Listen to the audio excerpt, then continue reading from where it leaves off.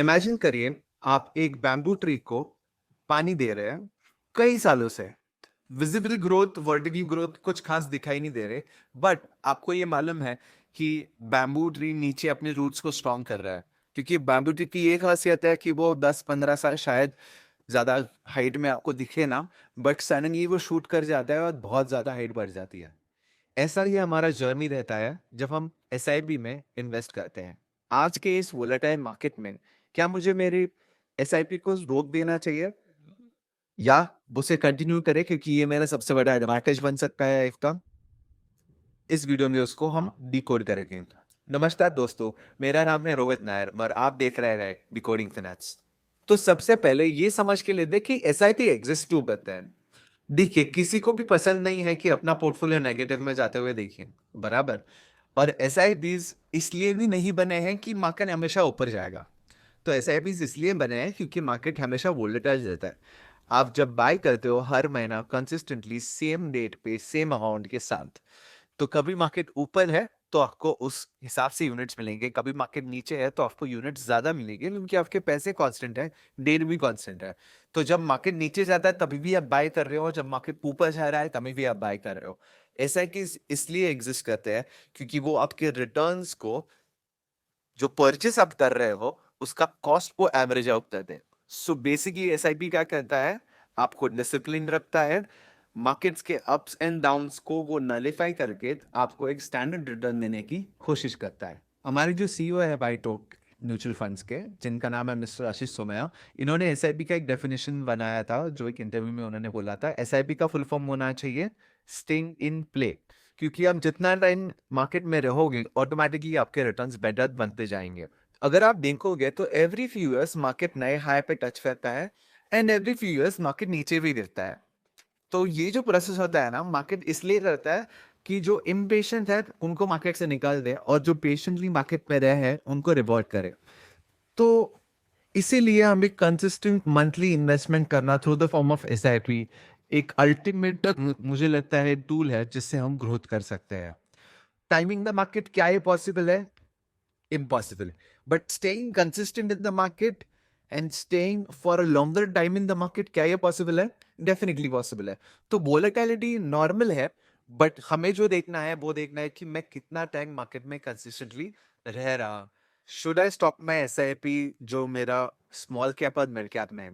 बहुत सारे so called influencers ये बोल रहे हैं कि फिलहाल mid cap and small caps over valued है। हाँ, ओवर वैल्यूड डेफिनेटली है, बट जब आप ओवर वैल्यूड बोलते हो तो मार्केट और वोलेटाइल लगने लगता है, राइट?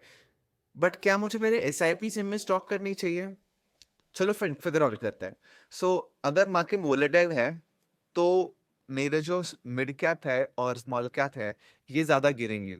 जब ये ज्यादा गिरेंगे और मेरे एसआईपी अगर कंटिन्यूड है तो मैं ज्यादा यूनिट्स एक्चुअली खरीदूंगा। तो जब ये बाद में रिकवर करके ऊपर जाएंगे तो मेरे रिटर्न्स ऑटोमेटिकली बेटर होने वाले हैं। ये तो ऐसी बात हुई कि मैं दिन भर छाता लेके घूम रहा था, कोहली के वो भी, और जब बारिश आई मैंने छाता बंद कर दिया। तो वो स्मॉल कैप मिड कैप साथ में रखने का फायदा क्या होगा? तो मेरे हिसाब से तो आपको आपके एसआईपीज डेफिनेटली कंटिन्यू करनी चाहिए जब मार्केट गिरते हैं। मार्केट पे जब हम हमारे पोर्टफोलियो को देखते हैं तो हमें लॉस दिखता है, राइट? दो तरह के लॉस होते हैं, actual loss and notional loss. ऐसे समझिए कि जब मार्केट गिरा तो उस पे वैल्यूएशन आया जो नेगेटिव आया, तो ये टेम्परेरी है। It's like a spring. Spring जब कॉम्प्रेस होता है तो समझ लेना है जब मार्केट नेगेटिव जा रहा है और मेरा वैल्यूएशन नीचे जा रहा है तो स्प्रिंग कॉम्प्रेस हो रहा है। स्प्रिंग जब कॉम्प्रेस होता है आफ्टर पॉइंट रिलीज होने के बाद क्या होता है? ऊपर जाता है, राइट? तो अभी मार्केट क्योंकि डाउन है तो वो स्प्रिंग कॉम्प्रेस्ड है, बट जब मार्केट ऊपर जाएगा हमने इतने यूनिट्स इकट्ठा कर लिए है, हम हमारे ही पोर्टफोलियो को मल्टी टाइम्स, मल्टी फोल्ड्स उसको ग्रो करेंगे। तो जब भी हमारे लॉसेस दिखते हैं ये नोशनल है। जब तक आप रिडेम्पशन बटन नहीं दबाओगे और पैसा बाहर नहीं आएगा, आपने एक्चुअल लॉस बुक किया ही नहीं है। सो जो लॉस आपको सिर्फ स्क्रीन पे दिखता है वो नोशनल है, एक्चुअली आपके पॉकेट को हार्म नहीं किया है। अगर आप रुकोगे पोर्टफोलियो के साथ और रुकोगे आपके इन्वेस्टमेंट्स के साथ, एसआईपी कंटिन्यू करोगे, तो स्प्रिंग जो कॉम्प्रेस हुआ है वो जब ऊपर जाएगा तो ऑटोमेटिकली पोर्टफोलियो भी बहुत बढ़िया रिटर्न्स देगा। एक और मिथ होता है जो लोग बोलते हैं कि जब हम कैलकुलेट भी करते हैं कि 20 साल मुझे 15,000 सेट करना है 12% के बेसिस पे, तो बहुत लंबा टाइम है। तो 5 इयर्स 10 इयर्स की एसआईपी होने चाहिए, नहीं होने चाहिए? डेफिनेटली होने चाहिए। और अगर आप स्मॉल कैप मिड कैप को देखो पिछले 5 सालों में, 5 इयर्स में उन्होंने ब्रिलियंट रिटर्न्स दिए। 5 इयर्स तक पॉजिटिव नेगेटिव रिटर्न्स फिर भी हो सकते हैं, बट अगर आप 5th ईयर और 10th ईयर के गैप वाला देखें, उस टाइम स्पैन में जिनके लिए एसआईपीस थे उन्होंने हमेशा पॉजिटिव रिटर्न्स ही बनाए नहीं। तो स्मॉलर ड्यूरेशन टाइम के एसआईपीस भी बहुत अच्छे और बढ़िया रिटर्न्स देते हैं। सो मैं आपको 3 सिंपल स्ट्रैटेजीज दे रहा हूँ जो आपको फॉलो करनी है जब मार्केट टफ है, मार्केट बहुत सारा वोलेटाइल है। सबसे पहला, एसआईपीस को हमेशा कंटिन्यू करो, बीच में स्टॉप या पॉज उनको मत करो।